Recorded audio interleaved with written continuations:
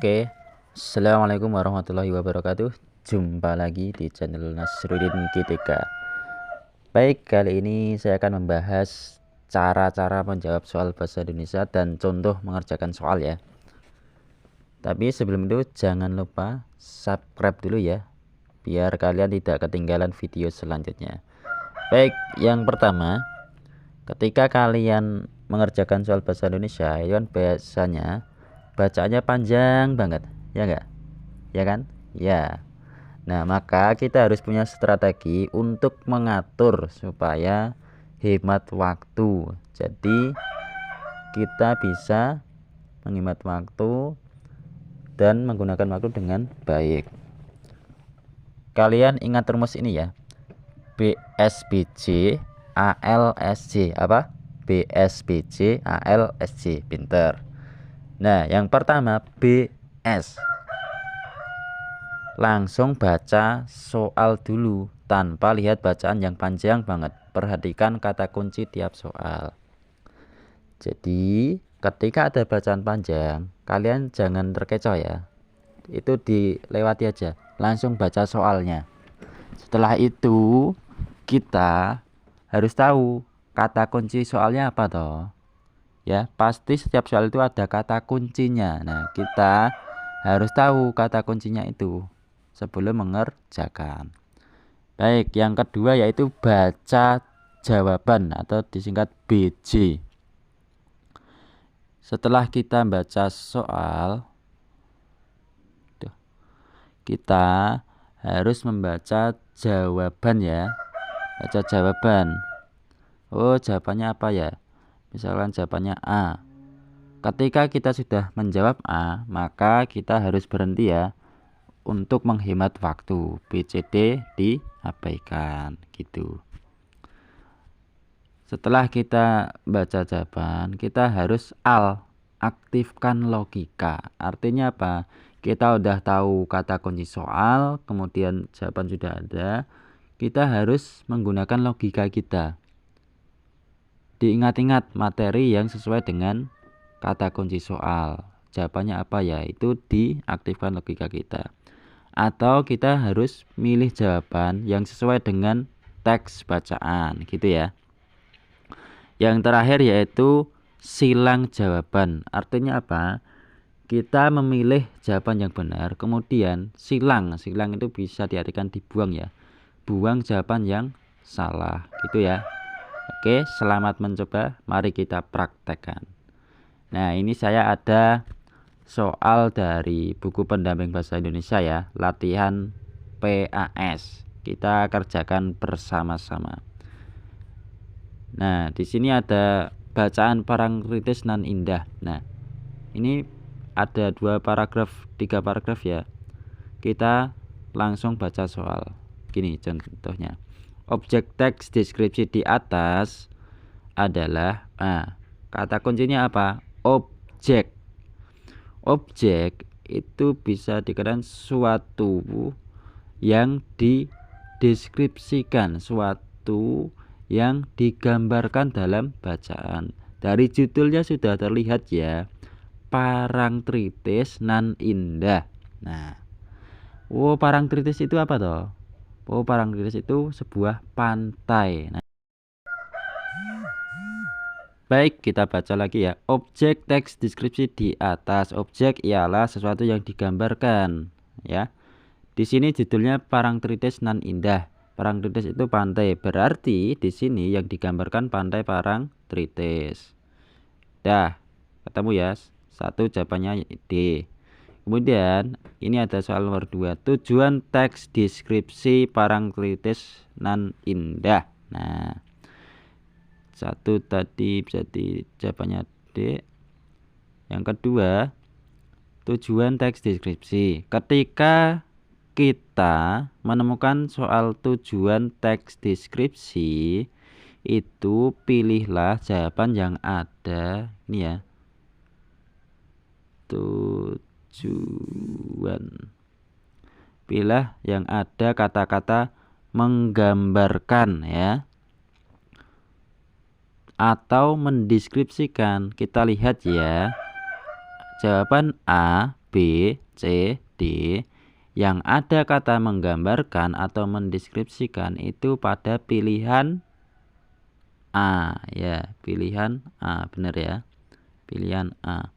Jadi jawabannya nomor 2 ini ialah menggambarkan keindahan pantai Parangtritis.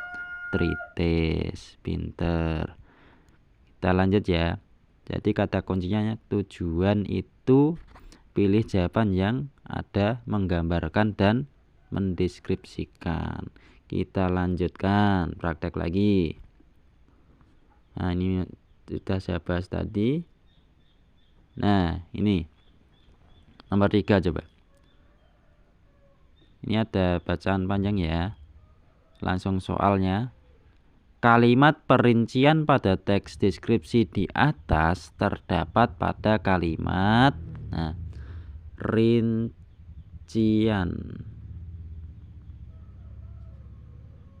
Itu kalimat penjelasan ya. Penjelasan. Oke, kita cek yang A, kalimat pertama. Nah, perlu kalian pahami, kalimat pertama itu tidak mungkin jadi kalimat rincian. Karena kalimat rincian apa? Kalimat penjelasan. Berarti harus ada kalimat sebelumnya. Kalau kalimat pertama itu kan kalimat paling awal, tidak ada kalimat sebelumnya. Jadi tidak mungkin jawabannya A. Sekarang kita lihat yang B ya, baca kalimat kedua. Yang mana?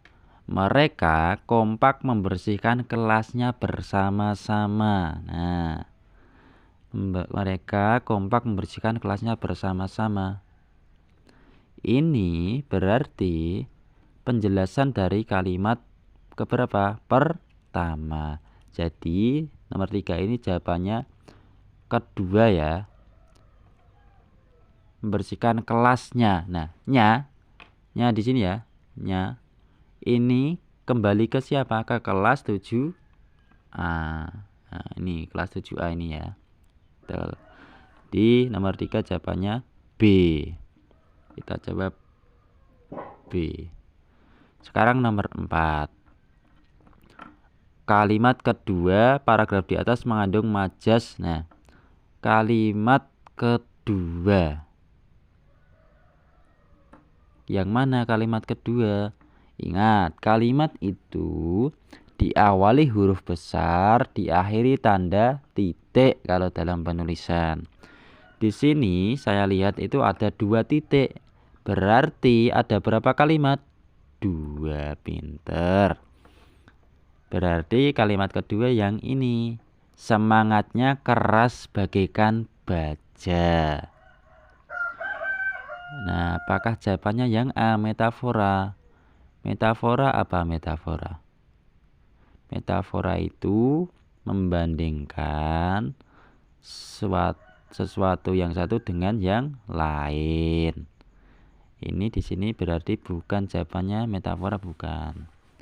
Kalau asosiasi itu meniru sesuatu dengan yang lain, ya. Bisa mengibaratkan dengan yang lain. Nah, di sini kan semangatnya keras bagaikan baja. Itu kan suatu ini ya, mengibaratkan atau meniru hal yang lain. Jadi nomor 4 ini jawabannya asosiasi ya. Jawabannya yang B. Terus saya bahas sedikit ya, personifikasi.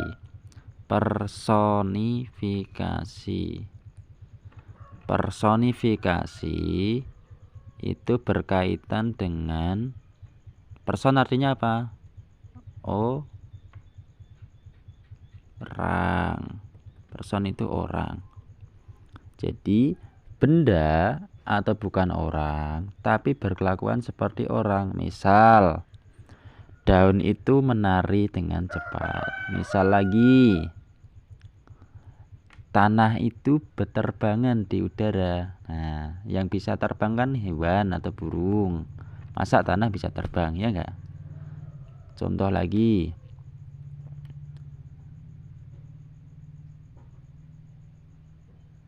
Contohnya, pintu itu berteriak dengan sangat keras. Nah, yang bisa teriak kan manusia. Kok pintu bisa teriak? Itu personifikasi ya. Terakhir, metomini. Metomini itu berkaitan dengan merek. Misalkan, hari ini saya minum Aqua. Nah, Aqua itu merek ya.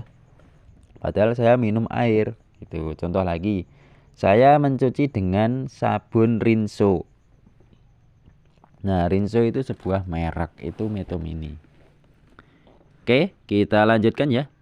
Sekarang nomor 5. Cerapan panca indera pendengaran. Kata kuncinya pendengaran. Pendengaran berarti berkaitan dengan apa? Pendengaran ya. Berkaitan dengan apa? Suara. Oke. Kalimat ke-1 ada berkaitan dengan suara enggak? Penari kecak di pentas itu mengenakan kostum. Nah, kostum berarti pakaian, itu berkaitan dengan penglihatan. Salah berarti. Yang kalimat kedua, sementara itu pengiring mengenakan celana hitam. Nah, ini juga penglihatan, berarti bukan itu jawabannya. Lanjut, selain itu, berapa aksesoris seperti bunga diselipkan di salah satu telinga mereka. Sama, ini juga penglihatan. Nah, mungkin kalimat keempat mungkin ya. Kita perhatikan. Para pengiring tersebut membentuk lingkaran mengelilingi penari sambil mengumandangkan kata cak, cak, cak. Nah, mengumandangkan kata itu bisa didengar. Berarti jawabannya otomatis jawabannya D. Oke. Jawabannya D. Baik, kita lanjut soal lagi. Nah, ini nomor 7 dan 8. Ingat, langsung baca soal. Kutipan teks deskripsi di atas termasuk dalam struktur. Nah, struktur deskripsi itu ada 3. Pertama, deskripsi umum. Kedua, deskripsi bagian. Yang ketiga, kesimpulan. Gitu ya. Oke. Kalian pegang deskripsi umum itu biasanya ada kata-kata pengenalan, misalkan ada kata merupakan, ada kata ialah, ada kata adalah. Itu masuknya pada deskripsi umum. Sekarang kita lihat, tiang bendera berdiri tegak di pinggir lapangan upacara terbuat dari besi. Tinggi tiang itu sekitar 7 meter. Nah, ini merupakan penjelasan dari gambaran tiang bendera. Berarti ini bukan deskripsi umum, tapi apa? Deskripsi bagian ya, yang menjelaskan bendera. Oke, 7 jawabannya D. Sekarang nomor 8. Penulisan yang benar pada kalimat bercetak miring adalah, kita cari yang miring itu yang mana. Tulisan miring artinya itu tulisannya miring, tidak tegak ya. Di sini di bacaan yang miring cuma Sekolah Kartini Semarang berdiri pada 1913. Oke. Jadi diingat ya, ditulis huruf besar itu misalkan nama. Ya, nama itu ditulis dengan huruf besar. Nama di sini bisa nama orang, bisa nama orang, bisa nama kota, bisa nama tempat, misalkan sekolah atau madrasah itu kan juga tempat. Jadi diawali huruf besar, huruf besar ya, besar. Oke, kita lihat ya, sekolah. Nah, sekolah itu ditulis dengan huruf besar ya, karena di awal kalimat. Oke, A, B, C, D benar semuanya. Kemudian Kartini. Nah, Kartini kan nama sekolah atau nama tempat. Jadi Kartininya itu K-nya besar. A, B, C, D berarti C salah. Kita silang ya. Jawaban C salah. C salah. Terus Semarang. Nah, Semarang tadi nama kota. Nama kota juga diawali huruf besar. Jadi yang besar di sini cuma D. Sekolah Kartini Semarang. Nah, berarti jawaban A, B, C salah. Kemudian berdiri. Nah, berdiri itu bukan nama orang, bukan nama kota, bukan nama tempat. Jadi ditulis dengan huruf kecil. D juga salah. Jadi nomor 8 ini jawabannya tidak ada yang benar ya. Harusnya sekolah S-nya besar, Kartini K-nya besar, Semarang S-nya besar, berdiri B-nya kecil, pada P-nya kecil. Angka sama gitu ya. Kalian jawab E gitu aja ya. Kalian tambahkan sendiri. Sekarang kita lanjutkan soal lagi. Nah, nomor 9. Yuk baca soal langsung. Judul yang sesuai dengan teks deskripsi di atas. Kita pilih judul yang digambarkan ya. Kalimat pertama aja biasanya. Keraton Kesunanan Surakarta memiliki 2 pintu masuk keraton. Nah, udah jelas kan? Di sini udah terlihat yang akan dijelaskan itu Keraton Surakarta. A, B, C, D yang mana? Yang A. Oke, kita pilih yang A. Ini loh dari kalimat pertama ini ya. Nah, kemudian kita lanjut nomor 10.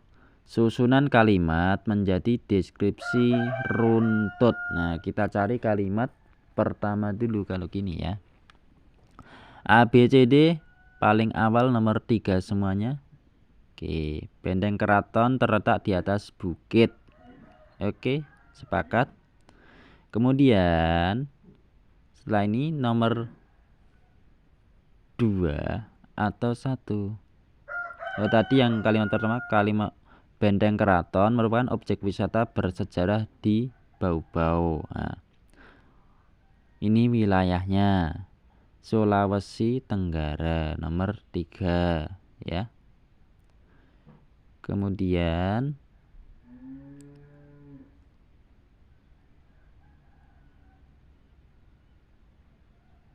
setelah 3 masih letak ya. Wow, Bau-Baunya di mana? Terletak di atas bukit. Nah, di atas bukit. Jadi 3, setelah itu 1. Setelah itu bangunan merupakan peninggalan Kesultanan Wolio. Oke. 3, 1, 2 dan 4. Jawabannya yang A. Kita lanjutkan. Nah, ini nomor di sini tertulis nomor 40 ya. Kita baca. Bentuk baku dari kata mengayuh terdapat dalam kalimat tersebut adalah, nah, mengkayuh itu tidak baku ya. Kita tulis mengkayuh. Nah, kalian pegang ya. Ini huruf ini ya. Awalan me ditambah huruf K, T, S dan P itu nanti di sini KTSP ini ya.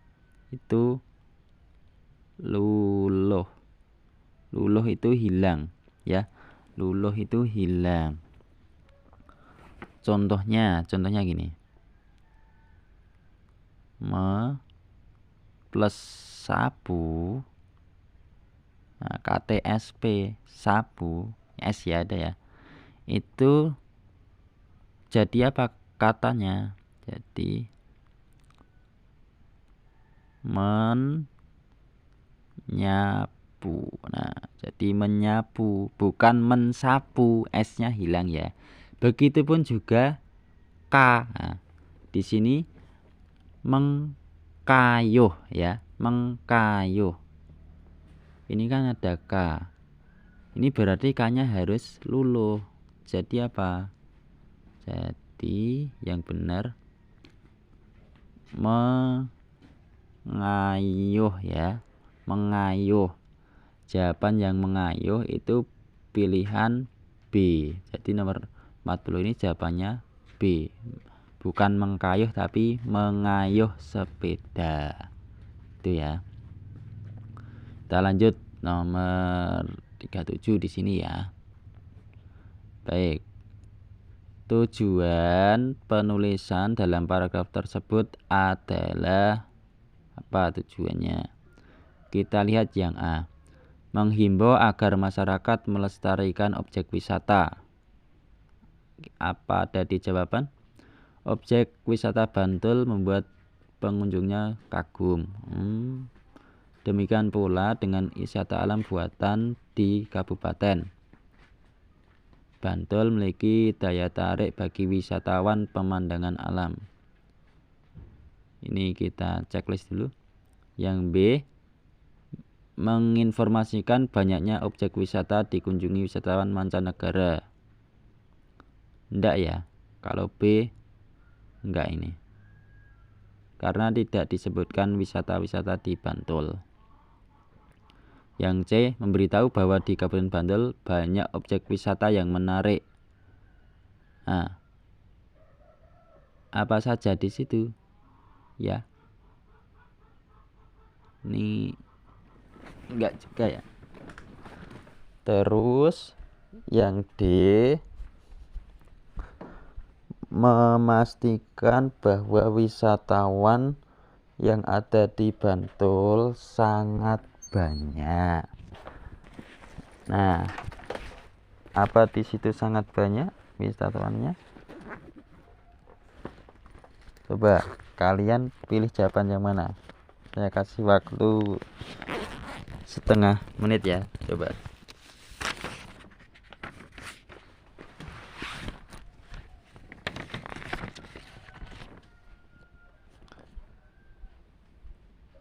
Oke, udah ya. Tujuan penulisan paragraf di atas adalah tidak berpikir ya. Ini jawabannya yang C. Memberitahu bahwa Kabupaten Bantul banyak objek wisata yang menarik. Menarik itu persamaan katanya ialah berdecak kagum. Nah, ketika ada sesuatu yang dikagumi, maka kita tertarik dari situ ya. Oke. Sekarang nomor 38. Makna kata yang bergaris bawah pada paragraf tersebut adalah, yang digaris bawah kata apa? Kata infeksi. Nah, kata infeksi. Kita ingat-ingat, infeksi itu artinya apakah penularan suatu penyakit, atau penderita suatu penyakit, atau penyebaran penyakit, atau perkembangan suatu penyakit. Jadi misalkan kita kena pisau, nah itu kan bisa infeksi. Jadi makna infeksi itu penularan suatu penyakit. Jadi ini jawabannya A. Yang 37 jadi jawabannya yang C. Oke. Sekarang nomor 39. Kalimat terakhir pada paragraf tersebut terdapat kesalahan pada penggunaan kalimat terakhir. Berarti titik yang terakhir. Yang mana? Diawali huruf besar, titik terakhir. Kelihatan nggak kalimat terakhir?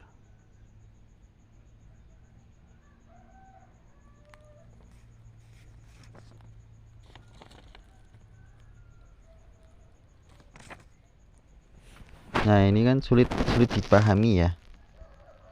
kalimat terakhir.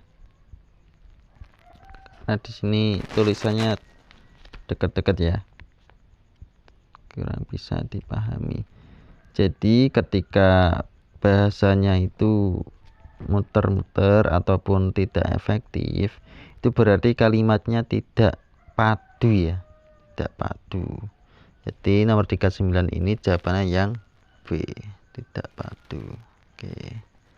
Sekarang kita lanjutkan 34. Kalimat yang memakai imbuhan asing yang keliru adalah imbuhan asing ya. Jadi imbuhan asing itu artinya diambil dari kalimat asing atau kalimat bukan Indonesia. Kita lihat yang A. Arya terkenal sebagai anak Indonesia. Arya terkenal sebagai anak yang egoisasi. Egoisasi. Ini sasi nih ya. Ini menurut saya ini keliru ya. Terkenal sebagai anak yang ego. Nah, ini ego itu bukan kalimat asing. 34 A ya berarti jawabannya itu sudah salah. 34 A. Liberalisme itu benar ya. Liberal ditambah isme itu benar. Kemudian organisasi, organ plus isasi itu juga baku itu benar. Terus yang D struktural, struktur tambah al itu juga benar. Jadi egoisasi ini salah. Kita pilih jawaban yang A. 35. Kalimat merupakan kalimat definisi pada teks tersebut adalah. Nah, diingat-ingat ya. Ketika kalian diminta definisi, dicari jawaban yang ada kata merupakan, terus ada kata ialah, ada kata adalah, ada kata yaitu. Nah, cari jawaban yang ada kata-kata ini merupakan, ialah, adalah, dan yaitu. A, B, C, D yang ada mana? Yang A coba. Mawar merupakan tanaman bunga hias. Nah, otomatis jawabannya yang A karena ada kata merupakan. Sekarang 36. Simpulan dari kutipan di atas. Nah, simpulannya apa dari kalimat nomor 36? Dipilih jawaban yang mencakup semua kalimat 1 sampai terakhir. A. Lingkungan hidup baik benda mati maupun benda hidup.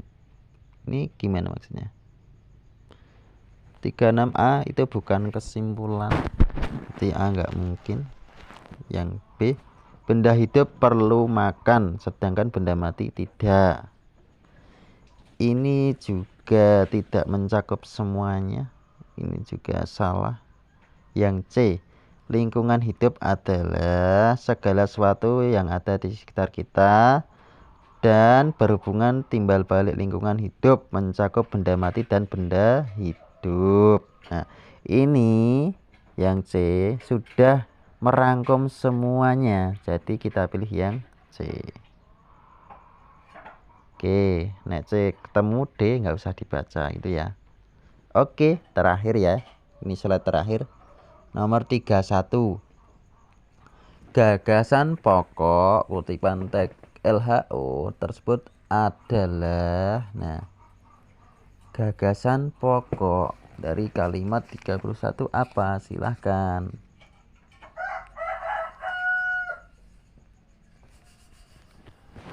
Ini inti dari kalimat di sini, inti dari paragraf di sini ya. Apakah manfaat kafein? Coba kita cek, kita cari kafein. Nah, ini terlalu sering mengonsumsi kafein membuat seseorang menjadi pelupa. Pelupa itu bukan manfaat ya. Salah berarti kalau A. B. Bahaya kafein. Apakah kafein berbahaya? bahkan bisa merusak ingatan jangka pendek. Kata kafein membuat orang lebih sulit mendapatkan kata-kata. Oke, B kita checklist, tapi yang A otomatis salah. Yang C efek samping kafein. Nah, efek samping ini ada nih. Tetapi efek kafein dapat menghancurkan bagian otak yang lain. Nah, di situ ini kan kekurangan kafein atau efek samping kafein. Jadi kita pilih jawaban yang C. 32. Nah, kalimat utama pada paragraf di atas adalah, nah, kalimat utama itu kalimat inti. Biasanya itu kalimat utama ya, biasanya terletak pada kalimat ke-1. Coba, kucing dikelompokkan menjadi beberapa jenis berdasarkan aslinya. Itu ada Anggora, Persia, hutan. Nah, berarti kan di sini menjelaskan jenis kucing ya.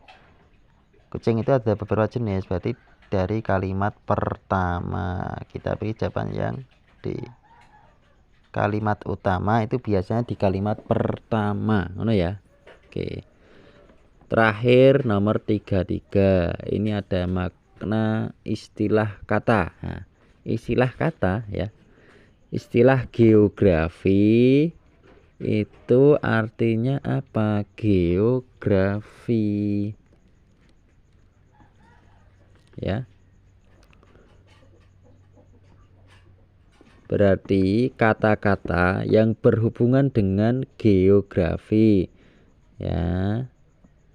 Bumi dikelilingi oleh atmosfer. Nah, atmosfer. Nah, udah ketemu ya. Apa kata apa berarti? Di sini ada kata atmosfer, itu kata-kata yang berhubungan di geografi. Oke. Ini berarti jawabannya yang D.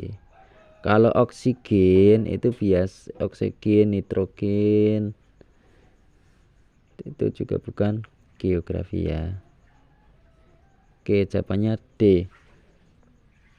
Oke, sudah habis ya. Sekian, terima kasih. Semoga kalian bisa mempraktekkan di rumah ya. Mencoba mengerjakan soal dengan cara-cara cepat gitu ya. Terima kasih. Wassalamualaikum warahmatullahi wabarakatuh.